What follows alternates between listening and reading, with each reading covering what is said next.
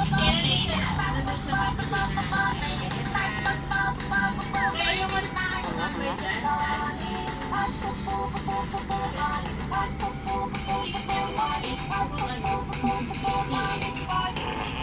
Ayun nga, di ba tumawag? Nung tumawag ka lang yan, di ba? Sabi, magpa-reserve ka na daw sa tinatanong mo ng barangay daw kung pera. Hindi ko makasagot pa yung mga ano. Hindi kayo.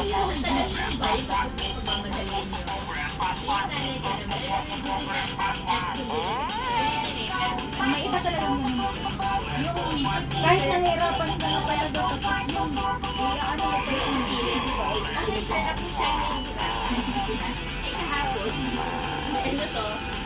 Sabi ng market, buti na lang may buwan